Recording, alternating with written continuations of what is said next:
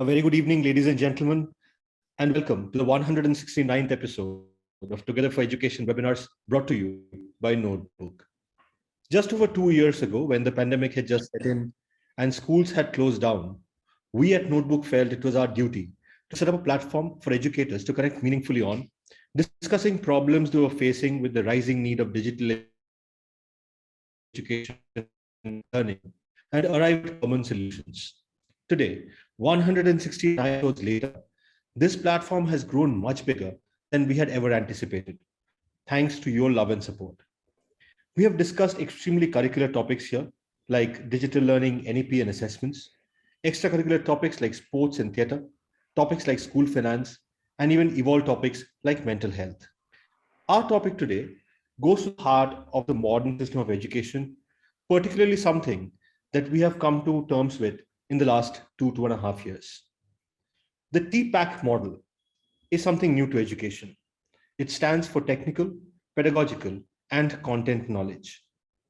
Classically, education has been about the dissemination of subject knowledge, which in this case is called content knowledge.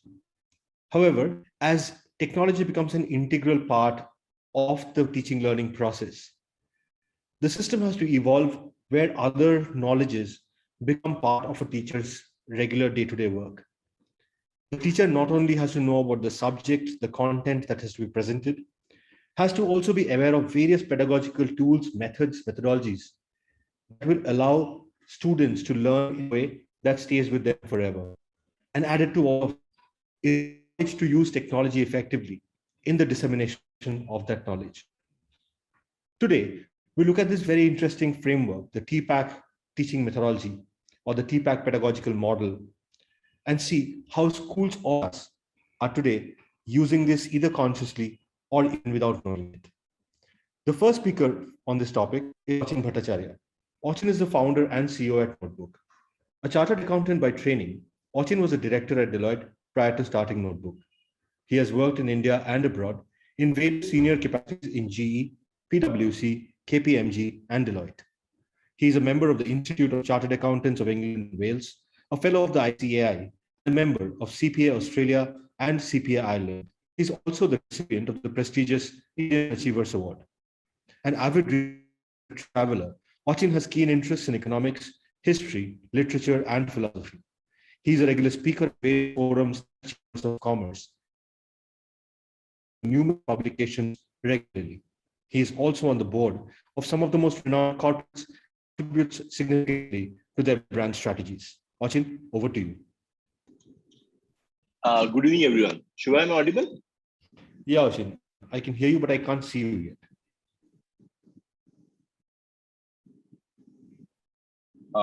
Is it better now? Fine now, thank you. I once again welcome all of you to today's session. And before going ahead with the session, my apologies for the fact that today we have a very choppy network, considering the fact that the weather outside is very turbulent. Thunderstorm, may rains. So any point of time, if there's a disruption because of network, would request Shivani to take over, considering the fact that he is traveling, but hopefully things are a little better where he is. So now coming to today's topic, we all use various devices for making our day-to-day life more comfortable and increasing our efficiency. So any device, so be it your latest smartphone or your AC, which is giving you comfort in mid-May, or maybe your laptop or washing machine, whatever we use at home or at office. Now, what is common is the use of technology to increase effectiveness. And that's true in all walks of life. The fact that technology helps us to reduce our manual effort and amplifies our effectiveness. So how can education be left far behind? The pandemic has proved, I'll say rather reinforced, the importance of technology in education. And today, its need is beyond doubt and debate. I think that's a proven fact. So today we will discuss, why do we need to integrate technology with pedagogy? These are not watertight compartments, right? And it's really important that they're in sync with each other if we want to optimize the outcome. And how do we actually practically do it? And also, the teaching learning process has to integrate technologies of various forms in the classroom. So technology, again, is a very broad word. Might cover a lot of things. Now, there are two aspects to today's topic. One, of course, is the aspect with regard to the subject, the more technical part of it. But the other much more interesting aspect, which I'm sure all of us are eager to hear, is with regard to how it's practically implemented in classrooms. And I'm sure our panel of esteemed speakers that we have here today, very, very experienced and eminent speakers, they will throw light on this particular topic. So as far as my deliberation is concerned, I'll clearly stay away from that, and I'll leave it to the domain of experts, esteemed educators that we have here. And I'll rather focus more on the technical part and try to explain or try to discuss things as simply or as in a as lucid manner as possible. Now, we all agree that digital storytelling offers the potential of combining curriculum, pedagogy, and technology in a more holistic manner with a lot of students benefit. Now, we name it and they have it, be it more active engagement, be it development of skills, be it promoting overall development of the student, giving him or her more confidence. If a particular student takes time to understand a particular topic, which is completely fair, technology gives that option of reinforcement, of again and again visiting that particular topic till such time there is absolute conceptual clarity. Now, the integration of these three elements that we discussed here in TPACK model holds the key to success in using digital storytelling meaningfully in a classroom situation, making learning exciting, fun, more engaging. And so across the world in classrooms, and not only in K-12, be it at any particular level, today, even we adults, if we want to understand a particular topic, we would all agree that at times it's much more easier to go through audiovisual content. Even for instance, when we watch a particular movie which is based on a book, any book, written by an eminent author, be it autobiography, be it any other book, we have seen that if it takes us 1 or 2 days to read a particular book, it can be very well summed up in a 3-hour movie or a 2-hour movie. And the takeaway at times is far more. We remember it.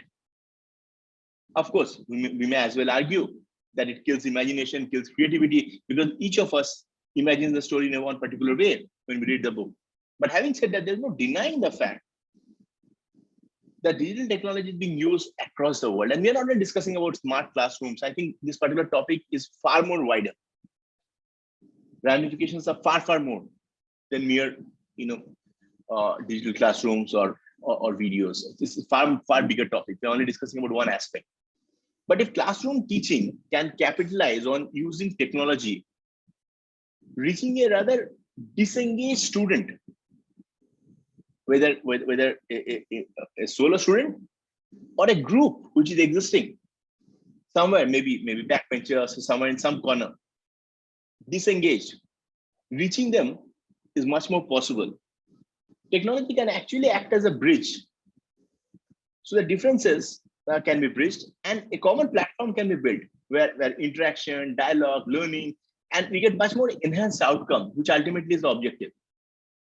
So that's technological pedagogical content knowledge framework, which is TPACK, is a technology integration framework that identifies 3 types of knowledge instructors to combine for successful EdTech integration: technological, pedagogical, and content knowledge.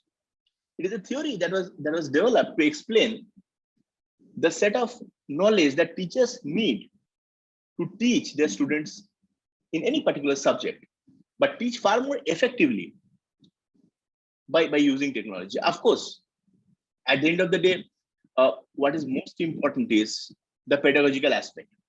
There's no denying the fact, the art of teaching.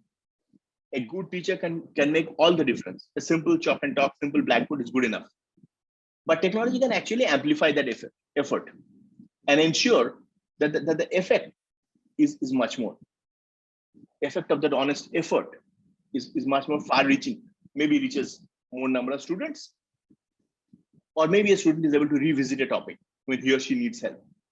So technology has become an increasingly important part of students' life. And this is beyond school. School is, of course, a very important part, even beyond school. Within classroom walls, of course, it can help increase their understanding of complex concepts, encourage collaboration among peers.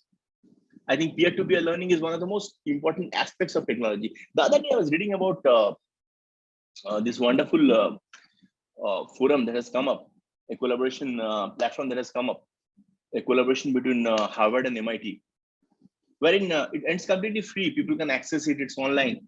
Wherein very good topics are, like short topics are being picked up and explained by eminent professors. I think purely as a noble initiative. But the best part is that students across the world, when they're going through these particular topics, I think, and this is the best part of it, the most beautiful part of it, they're engaging in peer-to-peer discussions. They're engaging in chat. Of course, it's not for K-12, it's for senior students, university goers, or office goers who are trying to upskill themselves. But the best part is that how students, say for example, somebody from California has a doubt, and some student from remote Bihar or Tamil Nadu is solving that problem, or someone from China has a doubt, and someone from Italy coming up with a solution. So it's great to see this active peer-to-peer engagement. The CEO of this particular initiative, again, an eminent Indian by descent, Anand Agarwal, was reading his interview, and he said that the best part of this initiative is the fact that how this peer-to-peer interaction is happening. So because of these benefits, current educational practice suggests that teachers implement some form of technology in their classroom. But when we say technology, again, considering the fact that it's so fast changing, it's a fast-paced world. So there are practical challenges while implementing it. Challenges with regard to budget, challenges with regard to access, and also while implementing it, at times keeping pace with development, lack of awareness, lack of knowledge might be a challenge. How do we ensure that the technology that we're implementing is actually useful? So according to this framework, when we look at technological tools, we look at all the aspects. We look at hardware, we look at software, we look at applications, we look at associated information, literary practices that are happening around the globe, and are best used to instruct and guide students towards a more robust, towards a better understanding of the subject matter. So the three types of knowledges that we discussed, TK, PK, and CK, where technology comes in, the pedagogical aspect comes in, and of course the content aspect. So I think what is really important is the seamless synergy. I think that's the best part of it. And technology, of course, can act as an enabler to ensure that it's more effective. So when we discuss about this particular concept, technological pedagogical knowledge, it describes the relationship and interaction between, on one hand, we have technological tool, and the other hand, we have specific pedagogical practices.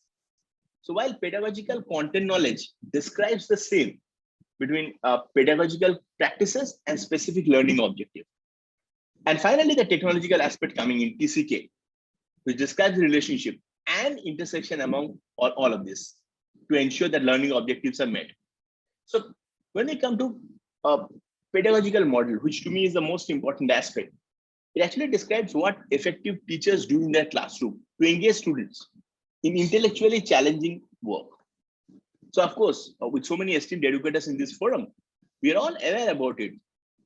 Objectives like to engage, to explore, to explain, to elaborate, and to evaluate. So where digital storytelling comes in is that it may be best described as, because when we look at these objectives and try to achieve them, it may be best described as narrating a personal story with the use of digital technologies. So be it technologies with regard to video, images, audio, and publish them for personal consumption for consumption and comments of others. And the possibility of getting feedback, which is so important. We were discussing about peer-to-peer interaction. We are discussing about use of social media. We are discussing about digital storytelling. So the moment you seek feedback, the moment peer-to-peer interaction happens, and you're not confining our discussion to K-12 alone, there's no doubt that it encourages thinking, creativity, and allows for far more widespread transmission of these stories of learning. So the benefits are very clear. I was reading about an article published in 2005, Brown, Bryan, and Browns. So there was this particular research article, which refers to the skill of digital storytelling as 21st century skills, since it develops multiple literacies in creating, accessing, and critically evaluating information and knowledge. So numerous benefit, of course, right? Like be it students' communication skills, be it media literacy improves. Of course, the other aspect is creativity improves. At times, multiple perspectives comes in with regard to a particular subject matter. And the moment there's peer-to-peer interaction, collaborative learning, and the educator acting as a mentor, as a facilitator, of course, teamwork also kicks in.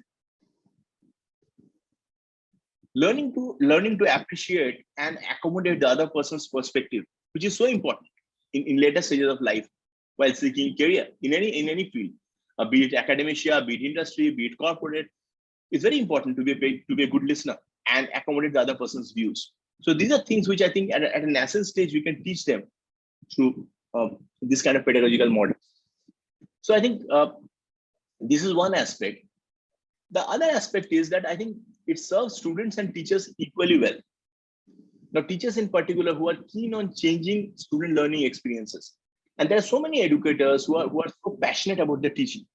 So many educators whom I have met across our interaction in this forum or across my visit towards different parts of the country, who are so passionate about their teaching. So ensuring the student engagement improves, creating exciting learning spaces, learning journeys, and students who are keen, curious, and love to learn by immersing in experiences, they actually gain the most. So that is the reason this is so important. The other aspect is, we were discussing about three aspects. We're discussing about content, we're discussing about pedagogy and technology. And we also discussed how they interact with each other and how this interaction is so important, seamless interaction. Now, what I also believe is that this interaction actually helps produce knowledge flexibly by successfully integrating education technology, which is used in teaching. Now, a teacher's subject matter expertise, that's non-negotiable. That has to be there, domain knowledge. That is so important. And that does exist. But the experience of the methods of teaching and learning and how technology can be blended, I think that is what we are trying to discuss. That is what we're discussing. So the strength, of course, is in terms of the fact that what we're discussing is dynamic. Because knowledge is not finite. There's always a scope of improvement, always a scope of doing better. And it's always expanding. The scope of updating, changing, modifying, revolutionizing, and occasionally disrupting, unlearning, which is so important, equally as important as learning.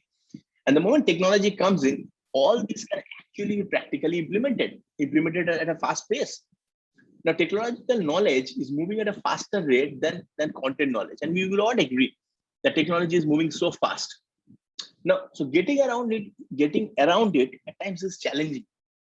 Hence, updating ourselves with skills, technology is so important, so critical, and so challenging for all of us, in all walks of life. At times, we struggle to keep pace with our kids, the fast pace at which they pick up technology. But it's important to challenge ourselves, important to unlearn and relearn. So similarly, for pedagogical knowledge, there are better, more effective ways of teaching and learning. So much of research, so much of good work is happening around the world. So, for instance, if a healthy interaction is required to create a new knowledge or experience in students, so it's important to engage in active discourse and debate. So the other aspect is that when we're discussing about interaction, when we're discussing about the seamless synergy, I think the most important aspect is to ensure that we invest heavily in terms of training our esteemed educators on this particular front in front of technology. As far as domain knowledge is concerned, Of course, they are masters in their own craft. As far as pedagogy is concerned, I've seen teachers who are like champions, a simple chalk and blackboard, and they can explain any concept in as easy and as lucid manner as possible. But as far as technology is concerned, I think it's important, and not only important for institutions, not only important for government, but I think important for the entire civil society to come forward with this. Important for technological leaders, for corporates to come forward. Because only when we empower our educators, only when we equip them with the best of technology, be it in terms of hardware or software, we will be able to create a better tomorrow. So I think these were a few things that I wanted to share with all of you. There's more from, as I discussed, more from the technical perspective of things. But the most interesting and important part, of course, is the practical implementation. What is actually happening in our classrooms around the country. And considering the fact that we have such an experienced and eminent panel here today, I'm sure that we are all eagerly looking forward to hear from them. I thank all of you for giving me a patient hearing. Over to you, Shivani. Thank you, Achin. Thank you for that wonderful presentation. Well, ladies and gentlemen, as Achin mentioned, we do have a fantastic panel lined up for you. But before we start with the discussion with our panelists, a little bit about us here at Notebook. We at Notebook are an EdTech platform. We create short videos that pertain to the school curriculum. Now, these videos work in two ways. One is when you as a teacher are taking a class, you can play one of these videos as a method of visually introducing the topic to your students. The second is for the students studying at home. Months later after your class, they can have access to the same videos on their personal devices, be it a laptop or a mobile phone. They can watch the videos over and over again until they get a very clear idea of what that particular topic entails. Notebook goes right to the heart of the TPACK model. In fact, one of the things that we kept in mind, and which is fundamental to any product design in the digital space, is the adoption of any product or the utilization of any product depends on, one, the perceived ease of use, and second, the perceived usefulness. While the quality of content that we deliver takes care of the usefulness part of it, the technology also had to be kept very, very simple so that the ease of use for both students and teachers across the country could be heightened. What I'm going to do now is play you one of the short snippets of a notebook video so that you know what notebook content actually looks like. Sita के स्वयंवर के समय राजा जनक ने यह घोषणा की थी कि जो भी धनुर्धर भगवान शिव के धनुष पर प्रत्यंचा चढ़ाएगा, सीता का विवाह उसी के साथ किया जाएगा। बड़े बड़े वीर राजा कोशिश करते हैं, पर वे धनुष को हिला भी नहीं पाए। उस सभा में राम लक्ष्मण भी अपने गुरु विश्वामित्र के साथ आए हुए थे। सभी राजाओं के शिव धनुष पर प्रत्यंचा चढ़ाने में अक्षम होने के पश्चात अंत में राम आते हैं। वे जैसे ही प्रत्यंचा चढ़ाने की कोशिश करते हैं, धनुष टूट जाता है। शिव के इस धनुष के टूटने की आवाज पूरे ब्रह्मांड में सुनाई पड़ती है। बच्चों, अब हम थोड़ा इस धनुष से परिचित होते हैं, जिस पर यह पूरा प्रसंग आधारित है। वैसे तो इस धनुष के बारे में कई कहानियां प्रचलित हैं, पर इनमें सबसे प्रसिद्ध कहानी का हम जिक्र करते हैं। कहानी कुछ इस तरह से है कि देवराज इंद्र ने ब्रह्मांड की सुरक्षा के लिए सारंग और पिनाक नाम के दो धनुष बनाए थे। सारंग उन्होंने विष्णु को दिया तथा पिनाक शिव को। शिव ने ब्रह्मा के कहने पर यह धनुष राजा जनक के पूर्वज निमि को दे दिया। निमि अपने समय के सबसे बड़े शिव भक्त तथा एक शक्तिशाली योद्धा थे। तब से यह धनुष पीढ़ी दर पीढ़ी होते हुए राजा जनक तक पहुंचा। सीता ने एक बार खेल खेल में इस धनुष को उठा लिया था। उसी समय जनक ने यह निश्चय किया कि जो व्यक्ति इस धनुष पर प्रत्यंचा चढ़ाएगा, उससे ही सीता का विवाह होगा। चूंकि परशुराम शिव के शिष्य थे, अतः अपने गुरु के धनुष टूटने पर परशुराम अत्यधिक क्रोधित हो जाते हैं। वे अत्यंत क्रुद्ध होकर राजा जनक के दरबार में आते हैं ताकि धनुष तोड़ने वाले व्यक्ति को दंडित कर सकें। इसी दरबार में उनका सामना लक्ष्मण से होता है। लक्ष्मण अपनी बातों द्वारा परशुराम को अत्यंत क्रोधित कर देते हैं। इस प्रसंग को तुलसीदास जी ने अत्यंत रोचक ढंग से प्रस्तुत किया है। Ladies and gentlemen, that was a short snippet from one of the notebook videos. As you can see, the use of music, rich hand-drawn illustrations, and a rich narrative is used to convey topics from the curriculum to the students.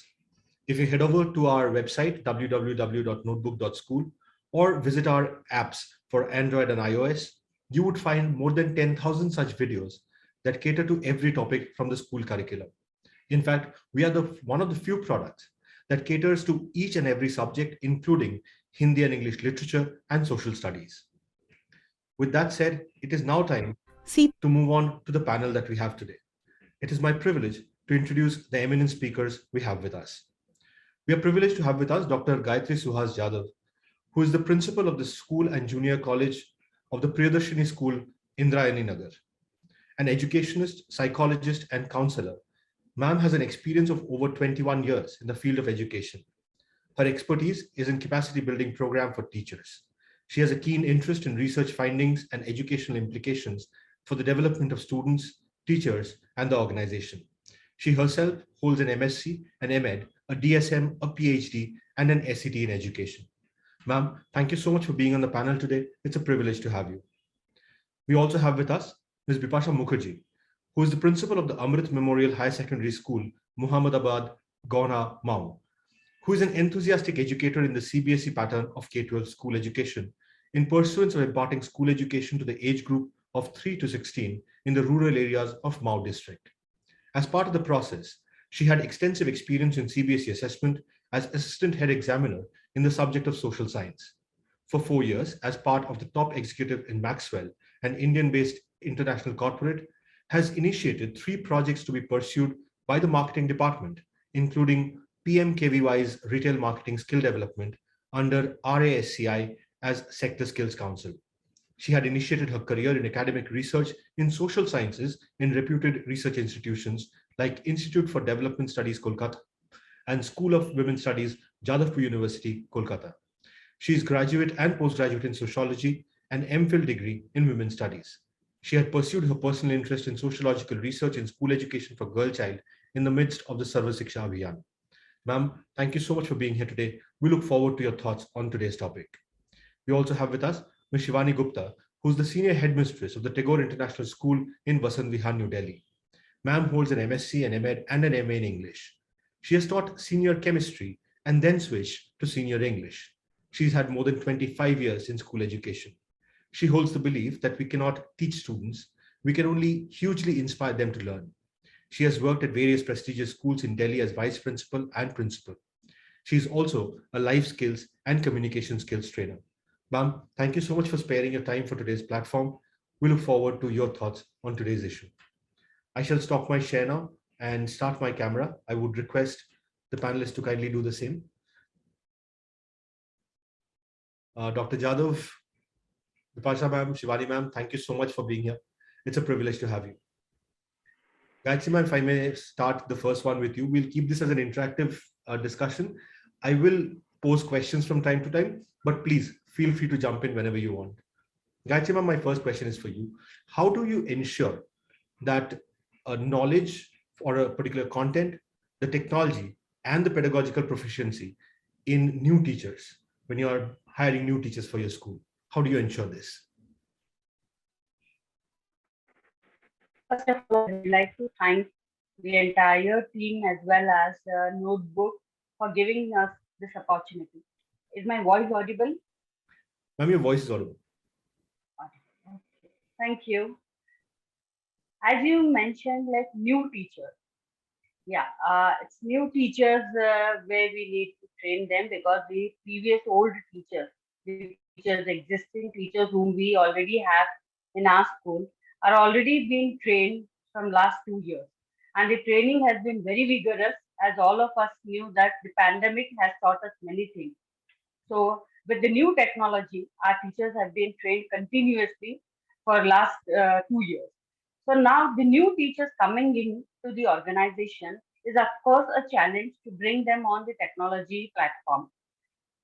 Again, to begin with the scratches, because teachers take the training, they complete the BA.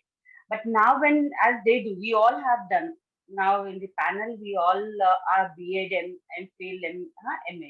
We all have taken the training of teacher training proficiency. The training what happened a few years ago and the training that happens now is there's much difference in it. So putting into it a teacher who comes, a new teacher into the organization has to be trained completely right from the beginning. The technology, for example, the knowledge and the pedagogy Of course, the pedagogy now is different than the previous. Bringing NEP into the practice, the pedagogy has completely changed. We principals also have been trained for the new pedagogy. To bring everybody into the system, the technology, knowledge, and pedagogy has to go hand in hand. As Mr. Bhattacharya, I think, I'm sorry if I have mispronounced his name, he has rightly mentioned like uh, the pure learning is very, very important when a teacher or a student is learning. And as ma'am has said, like Shivani ma'am or Bipasa, Shivani ma'am, I think, like you have mentioned, she takes care of like life skills. Now into the education, if we see more than the knowledge, the life skill equally plays important role. How a child learns is more important than how we, being educators, are teaching them. So a learning platform has to be created. Here, the technology, knowledge, and the pedagogy plan helps teachers to develop their professional development happens accordingly. So a new teacher has to be brought in a rectangle where all four the pillars are very, very important. Thank you. Thank you so much, ma'am.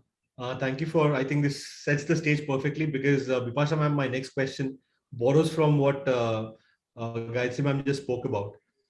Ma'am, we are talking about technology as an enabler for education and how that knowledge is necessary. How does it interact? Because technology has typically been used to disseminate very knowledge.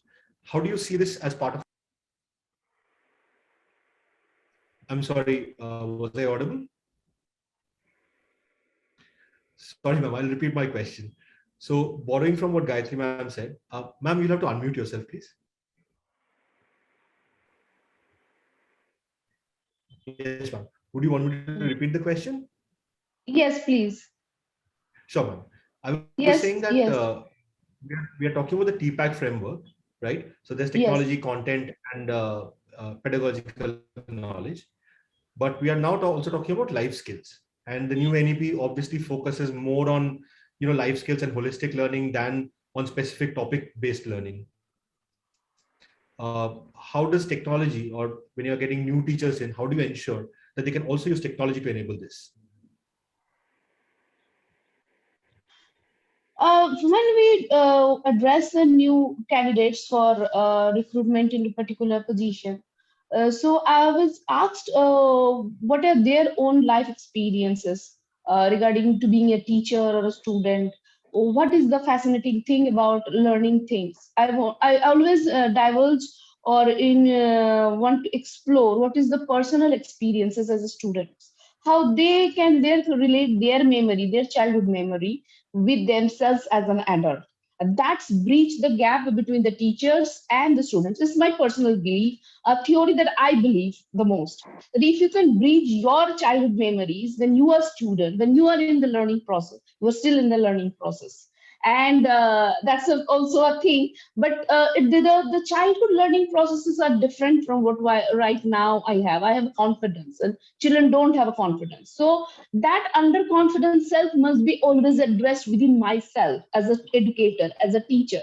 And I would like to explore those moments while I talk to them regarding one or two settings of interviews, whether after demo or the before or whatever. I would like to have those sections of discussions with the teachers. And I always find those teachers more confident regarding if they address their naughtiness, their distractions, their fear, their hesitations.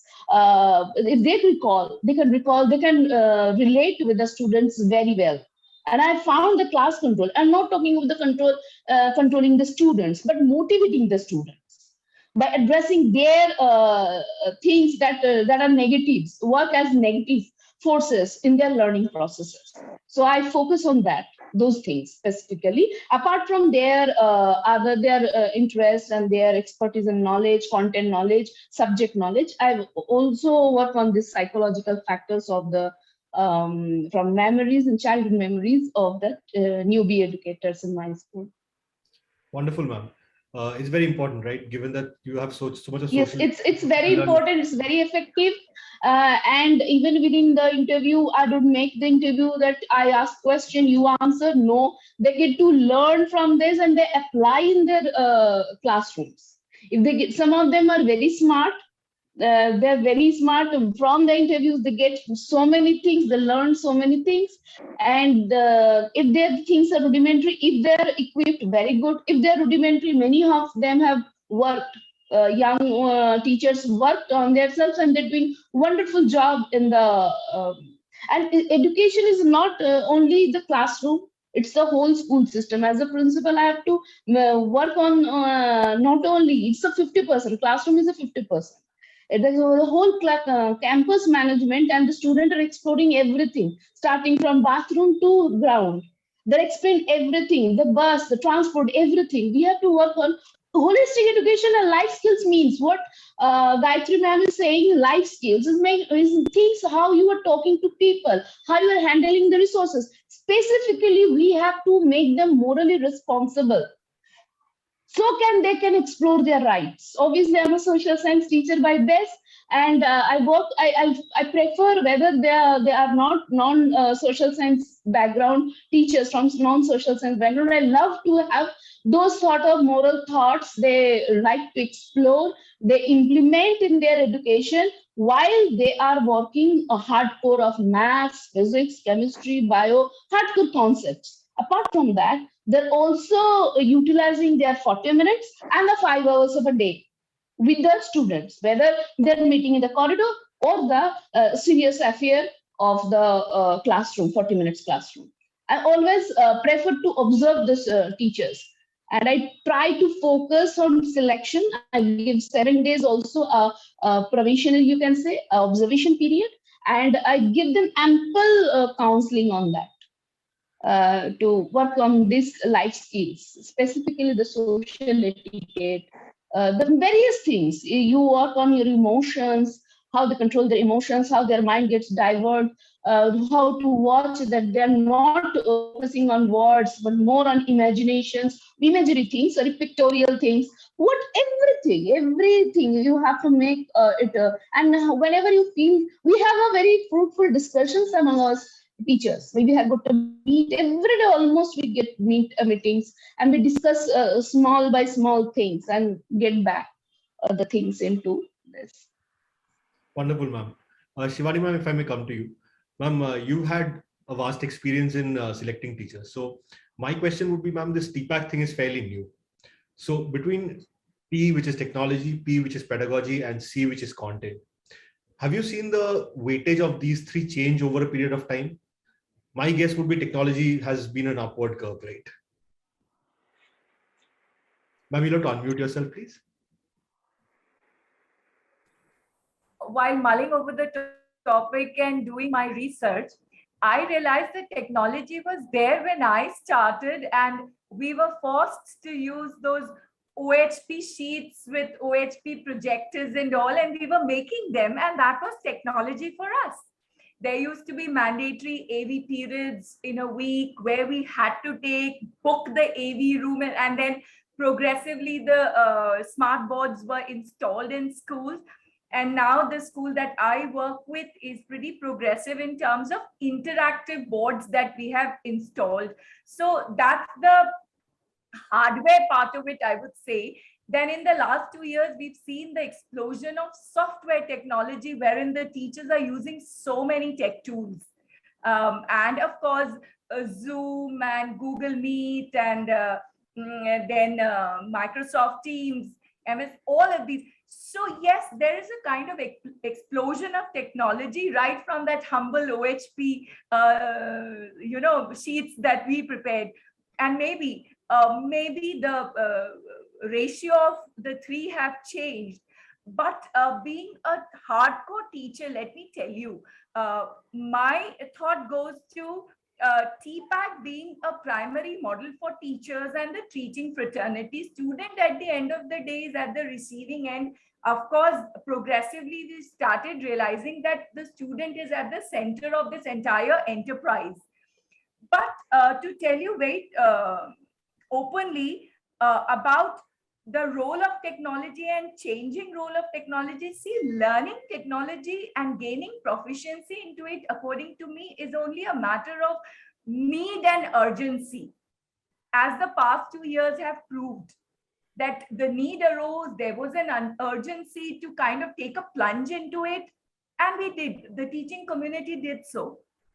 What is more important, be it new teachers who are digital natives, or be it old teachers who might be considered a little more experienced when it comes to pedagogical practices and content knowledge.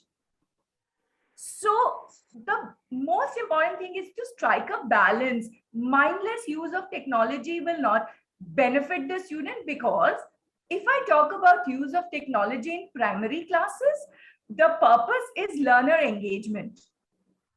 How to captivate the attention of the child for that duration and to make him remember things. But the use of technology in senior classes, if I talk about, is to make the abstract a little more graspable, concrete. So the role of technology might vary from grade to grade or level to level, right? So technology definitely, according to me, is only a tool. How it has to be adapted for the content that needs to be transacted, how the teacher works that out. Because at the end of the day, I have myself, while observing teachers, noticed that a lot of content gets trivialized in the gimmicks of technology also.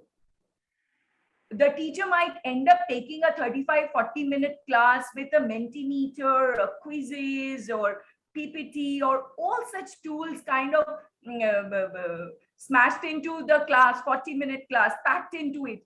And the ultimate achievement is students had a very enjoyable experience, but at the end of the day, they cannot retain anything. They are not clear with how to put things together coherently. See, we cannot overlook the fact that a mastery over the content is the target.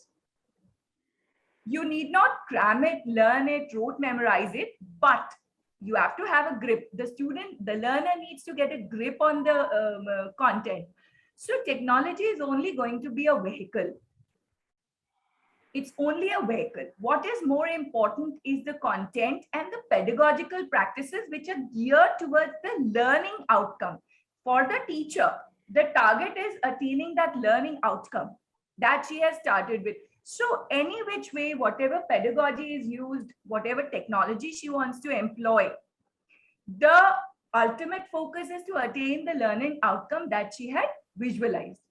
So the percentage of some classes could be very tech heavy. Some classes could be simply experiential learning. I could give you an example. There is a lesson in class 10th, Gulli Danda. And it serves so beautifully to just take the students to the field and just get hold of a Gilli Danda and play with them. And I've seen the pleasure amongst the children trying to understand the nuances, and they themselves come out with small observations like indigenous games or the international games. So need not cram technology. That's the ultimate thing. Whatever percentage it might be, it's a very fluid triangle, or those Venn diagram, whatever you want to call that, overlapping and that inner triangle. It has to be a balance, is what I feel. Percentage is immaterial. Thank you. Wonderful, ma'am. Thank you so much. In fact, ma'am, if I may, what you narrated about technology, we had a very similar experience back in 2017-18 when Achin and I were in the path of figuring out what we want to do in EdTech, right? And we saw different kinds of content. So there was this particular video that was teaching projectile motion in physics to the child, which had beautiful 3D animation. They actually used shots from the Top Gun movie. So there's this fighter plane that comes, shoots out a missile, and the missile is flying to the ground. The screen pauses and you have formula of the stuff coming up. 7 days later, same student, we give them a quiz on projectile motion. They remember the color of the aircraft. what was written on the body of the aircraft, how it looked, the kind of music, no idea about the projectile motion equations, right? So this is one of the things that we wanted to solve for at Notebook. In fact, that's why, as you saw in the segment, we use a lot of hand-drawn illustrations, but we don't really animate because we want the child to kind of imagine the steps in between, make them an active learner. Anyways, enough about Notebook. Bipasa ma'am, if I may come to you. Shivani ma'am, you wanted to say something? Yes. So the final thing is technology. For example, the animation that you all showed, it was not distracting from the message that it wanted to convey. So the bottom line is technology, to add on to what you've said, it doesn't need to distract the learner into its gimmicks, but the learning outcome has to be the central thing. What are we trying to achieve? Right, ma'am. Thank you so much. Bipasa, taking from that piece of, having those three pieces equally weighted. Now, if I look at the three pieces, subject content, technology and pedagogy, subject content changes at the slowest pace, right? Chemical equations, mathematical formulae, economic theory, they have not changed for ages. Now, pedagogy changes at a slightly faster pace, but maybe not as fast as technology. Technology changes every given day. How does the teacher keep up? The thing is that if I just want to take the example of the video that you have shown, what was the purpose? A subject teacher, for example, I teach both language and that means language is mostly used 90% storytelling, I mean literature, storytelling, something. And in social, it is 50-50. Concept, science, and 50% storytelling is involved. So based on my subject, I can say that it's perfect. How come? They're used several things. Art is there, definitely, very bold, very clear. The audio is very clear. Now the art was very static, while the very changing, but with the grip of the audio listeners, it is very, very influential, and that must be in storytelling. It must be the audio, not the visual. If you give on the visual, then the content or the things that is you trying to impart, it will be erased away or it dull out, and people, the listener or the audience or the students won't grab the thing. So that way you make it is balanced. Now, when there are several software, as Shivani ma'am is saying, there is a boom of software. You will very particularly see the software, what is the color, what are the context, how they are presenting, whether it is you as a teacher best judge. And when you can judge it, you can judge it when you always relate your childhood self with your adulthood self. That is the only formula I believe that you can really work on that. And obviously, the second thing is that whenever you introducing, always judge or have a survey how the far the students are doing on it. Immediately drop the things and go for something else which is conveniently getting result. Okay, so there must be a test. There must be, this software must be not be implanted by randomly that it is very easily available, but via advertisement not. It must be certified by educators. It must be tested by us. Then it must be gone for the students. So that way we must. So in previous days, what are the technologies? They are very always speculating by the I will say by the experts. Now the smartphone and its software or the laptops, its software is so easily available. Anybody can access, and that makes the challenge or might be a dangerous thing. So perhaps you are giving a coursework which is very much boomerang with so many software and audio visual. It might be, but if your student child is not learning anything or very, very confusing thing, when after 2-3 years of that coursework or 4 years of a coursework or 6 months, you get to know, okay, 6 months doesn't impact much on your long-term learning process, psychologically speaking, but it is a waste of money and time for 6 months. But if it goes for more than 2 years, 3 years, 4 year coursework, then it is really dangerous. That degree, that portion of learning will going to be in vain. It is really, really a threatening thing, and this must be a checkpoint. And where we should, like the teachers or the principals or the CBSE board, ICC board, state boards, and platforms like Notebook must come forward and make a collaboration everywhere. Whether we are using a specific, the presentation is very important. The technology is not the matter, but Gaitri ma'am is actually, she was saying the format that the technology is giving. It's very good. The thing software gives is very handy, very user friendly. Obviously, things becomes very user friendly. That is good thing. But what is the type of presentations? That is very important. That must be certified, like a food. The processed food, we get so much of things with nutrition, protein, and several things. But that must be a certified, no? Food Corporation of India. It must be certified. The content they're saying, whether it is good or not good, the doctors always check that thing, and that being checked by the Government of India and Food Corporation of India. It's the same thing. The knowledge content is like nutrition for our learning site, and that must be done. Wonderful, ma'am. I think it would be fantastic to have like a Bureau of Indian Standards or FSSAI to do a review of. No, but we must do. We are actually hampering a generation's mental faculty. You have a lot of resources because based on, if you go for a poor-striven rural area where there are no technology, books are late coming, but they are performing well within 8 months, 6 months hard work with conventional ways. But so much of with nutritious food, having a good environment, happy life, everything you are giving.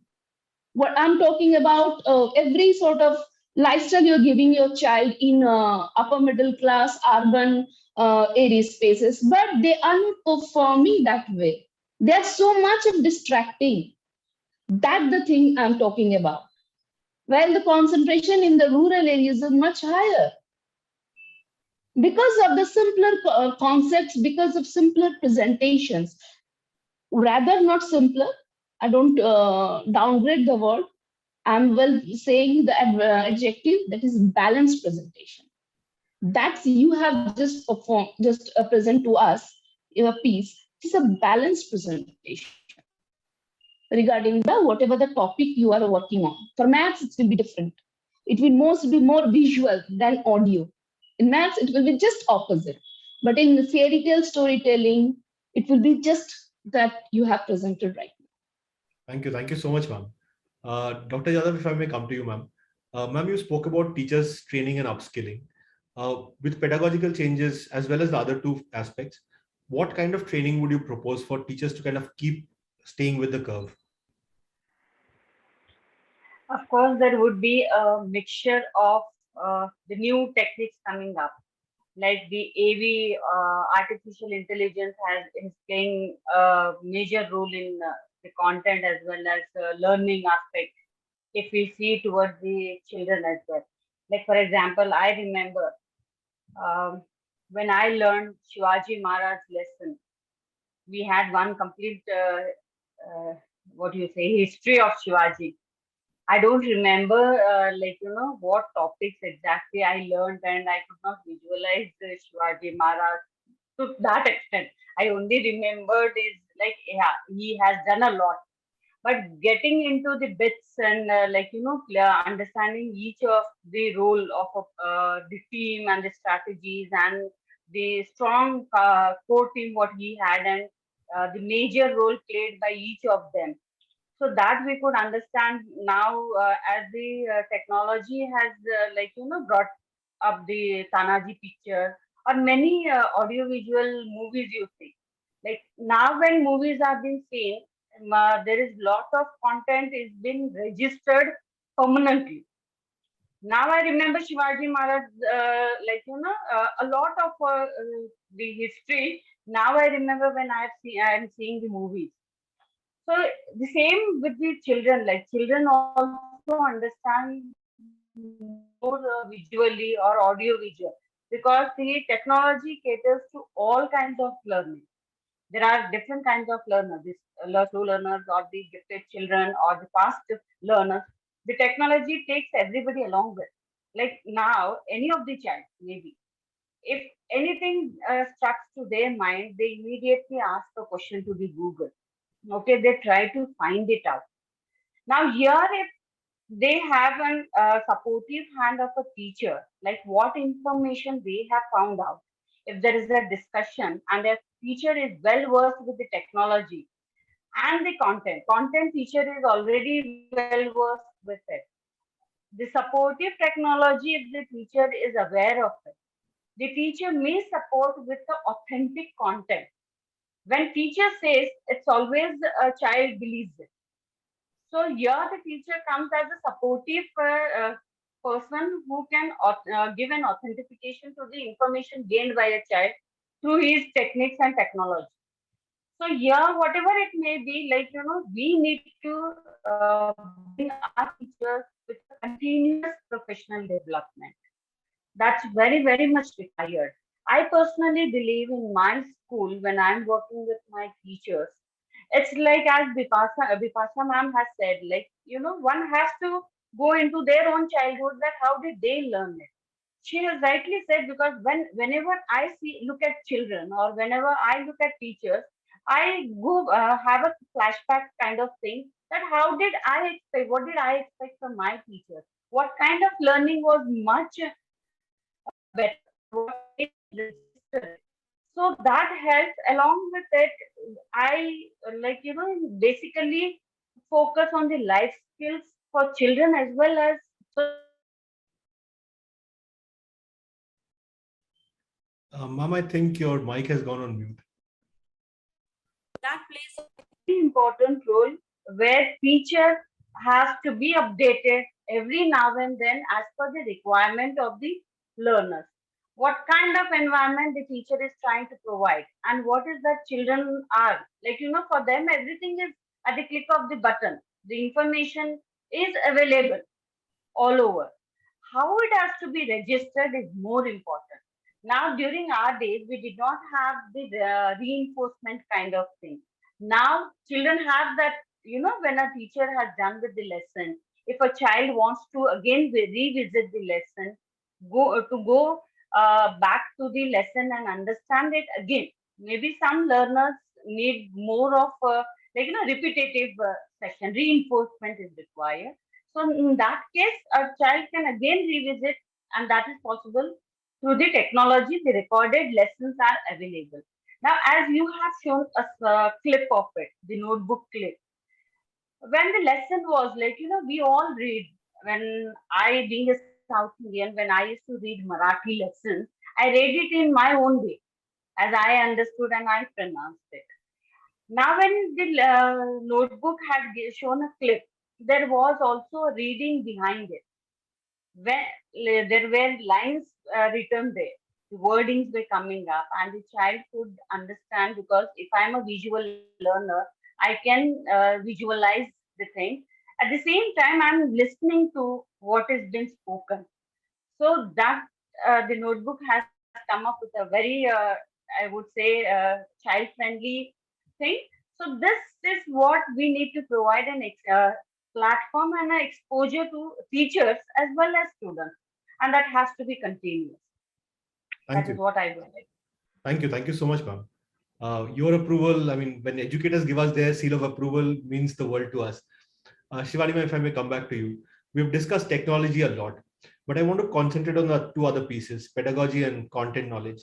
Now, ma'am, the thing is, it's often said that an expert on a particular topic might not be the best teacher for that particular topic, which I think is the dichotomy between pedagogical efficiency and content efficiency. Ma'am, where do you stand on this? I think I agree with you on this, that sometimes the toppers and the best of the scholars prove themselves to be very weak teachers because they fail to see the problem that an average student might be facing. And so they cannot simplify the content. so to say. So yes, no, on this note, I would say that how good a teacher has been during the time she was undergoing training, and how well she has been trained, uh, in her teacher training college, and progressively in the schools that she has taught, or in the school that she has been absorbed by her mentors. How is she being trained? That actually equips her to create that balance between the pedagogical practices that she brings to the classroom and the content that she aims to deliver to the satisfaction of the learners.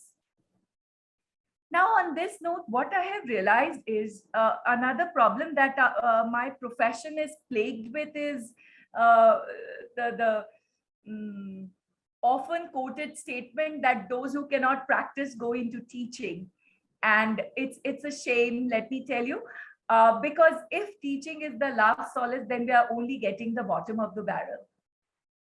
So the day teaching becomes the first choice of the people getting into the profession, then this pedagogy aspect of it will be taken care of better, because as you said, the content doesn't change as swiftly, because by and large the content and curriculum is decided by the boards that are being, and the pedagogical practices primarily depend upon two things: the milieu and psychology, child psychology.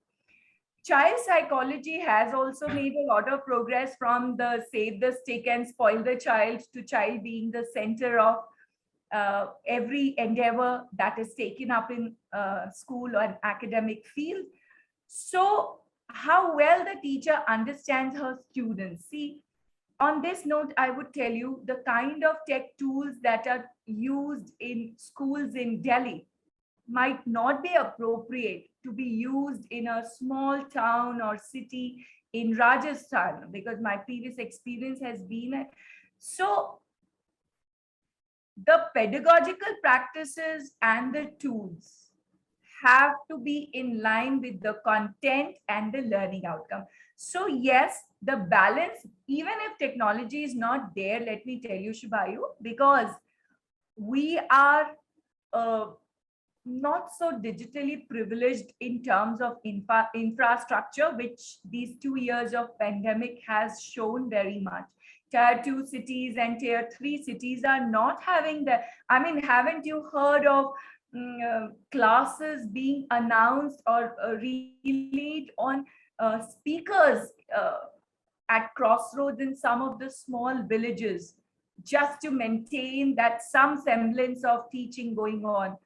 So we are in dire need of establishing those technological advantages for the cities that are not so advantaged, the villages, the towns.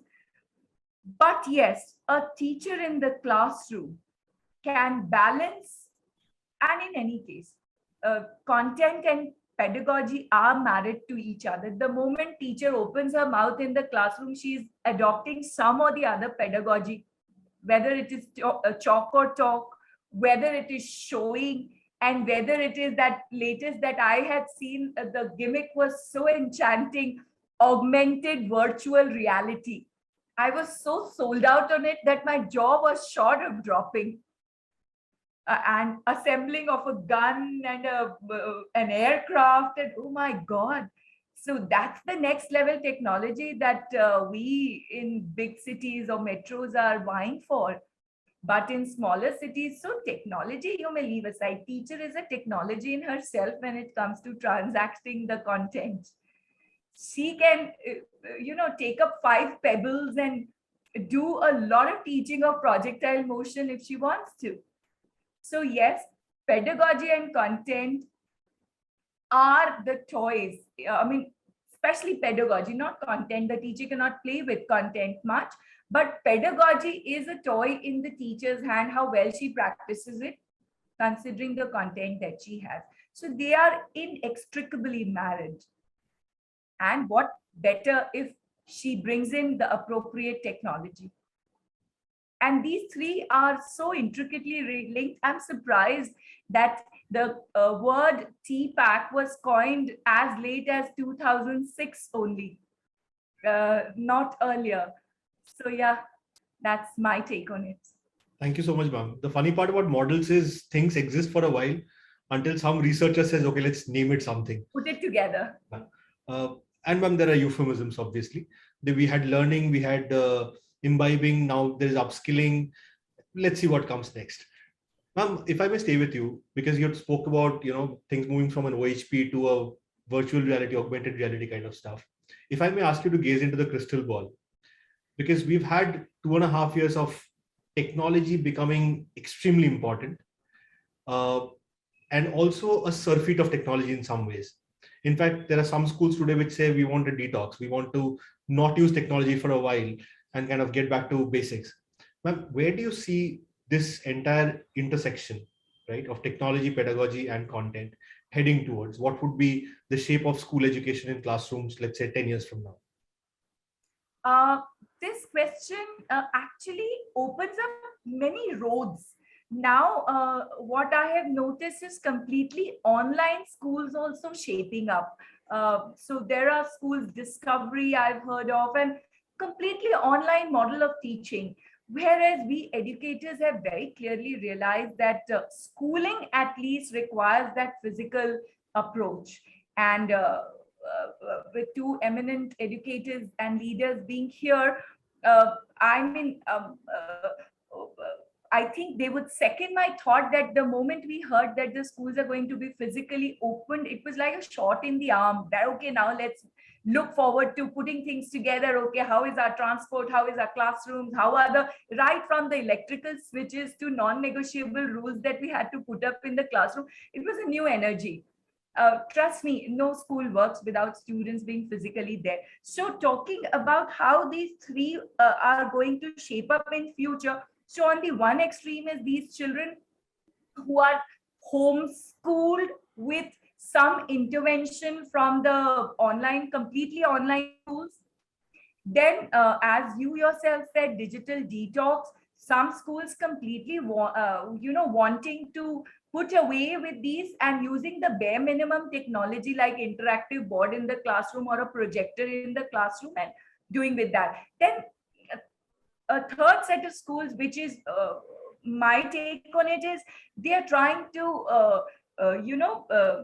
not forget the gainful experiences of the past 2 years and also try to bring forth the physical aspect into it. So yes, we've not, for example, we were on Google Meet, so we've not given up on Google Groups and Google Classroom and so on and so forth to transact information, send assignments, check assignments, but we are very much into physical teaching also.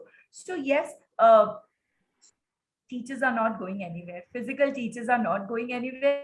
These 2 years have actually proven it loud and clear. And how much technology is going to be used depends upon the kind of school, the infra, the desire of the management to pump in that kind of money to bring in the latest technology and infra and to train the teachers accordingly, right? So how much technology is going to get seeped into the school system will depend on will vary from school to school, depend on its infrastructure, the vision of the authorities, and the direction in which they want the school to go. Otherwise, a balanced blend of technology and content transaction is what I see. But at this time, we are testing waters because we are recalibrating. See, we were thrown into the pandemic wherein we were forced to use technology. Now that things are, the water is becoming clear, the mud is settling down, we will kind of recalibrate ourselves into how much technology we want to use and where do we want to stop. So just as I said, this augmented virtual reality is the next level thing. But maybe the cost is prohibitive. maybe it's so addictive and attractive that the main message of content can get lost. So all of those things have to be looked into before taking the plunge. Wonderful, ma'am. Thank you so much for that. Dr. Jadhav, if I may come to you, same question. Your take on how classrooms or teaching learning process would look 10 years from now? I completely agree with Shivani ma'am, what she said. She has almost covered all of our points. So I would like to say that there has to be a balance in everything. The content should not be lost when we are into the technology. Handling technology in the right way, as and when required, is most important. A teacher has to be trained in, need to know about it. Though the technology is already available, teachers play a very important role in handling it. So it's even my dream. The moment or the child or anybody, our students, would make teaching as first choice or to become a teacher as the first choice, then that is our achievement. Because that is what we all educators are looking for. Now, people who are getting into the business or many of the IT sectors or many fields, it's all the teachers who make them.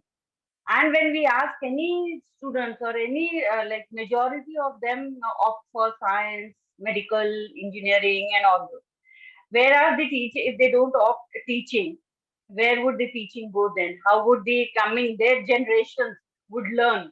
Where would be the teachers be existing to teach their generations children? So we all educators wait for a day when a child opts. It would be as a first option, not the last option of being a teacher. That is what I would say. Wonderful, ma'am. Thank you. Thank you so much for that. It's very interesting that we as an edtech body, we started with Together for Education being an edtech or digital education focused platform. Our learning in these 169 episodes that we have done is the human aspect of teachers, the human, the ability of teachers to kind of go to the heart of things, figure out the human emotional aspect and address that is exemplary. It's over and above anything else that we see in any other set of people, if I may call it that. I really don't want to call it an industry. Bipasa ma'am, if I may come to you next. Ma'am, we are still on that trajectory where we are looking at the future. We want to know what the future will look like.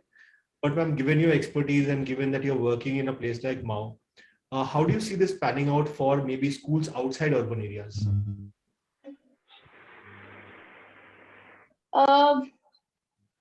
We for rural areas we have to depend on the aspirational aspects and opinions of the parents, how they can afford the technological support, the technology they can afford for their own for their kids.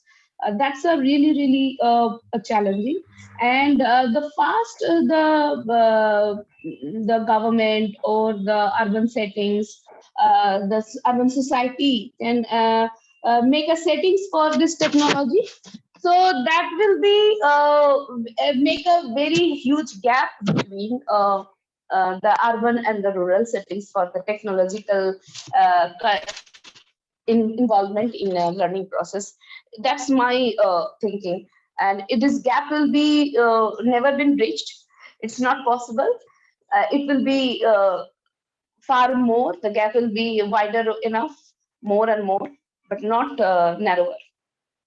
And that is the reality of the rural area. The moment the pandemic was not there, and the response of the parent community, the society, was that they stopped involving technology. And they were such a state of relief that they do not have to monitor about the smartphone. They can use the smartphone for their own use, and it's not going to involve over there. And they can use tuition master for look after their conventional way of doing works. but not the smartphone. The smartphone none can be handled by the parents or the tuition master or any other adult during the home study. And it's still the thinking is that the students must be controlled by the adults in every sphere of their life. So if one of the two educators like me think that yeah, we can rely on the students, or the teachers might be very hopeful, but not the other. So we, the teachers, a handful of teachers and the principal is actually the part of 1%, less than 1% in that children's life. The ratio of the adults is much bigger. The land share they are working on, and they are controlling. They are not in the favor of reintroducing the technology. That is a fact right now. I don't know what is going to happen 10 years, but this is the knee-jerk reaction as the school opening of the school. This is the knee-jerk reaction of the society. So am I correct? You just asked what will going to in the future. What will be the future of this technology inducement of this rural area? So this is my personal experience over here.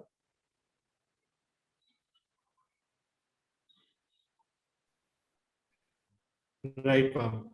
However, either through government initiatives or through corporate push, I do see more and more, which might affect how it looks in 10 years' time. Well, that's all that we had time for. In fact, we overshot our time by a little bit, but this has been a fantastic discussion. Thank you all so much for sparing your time for this.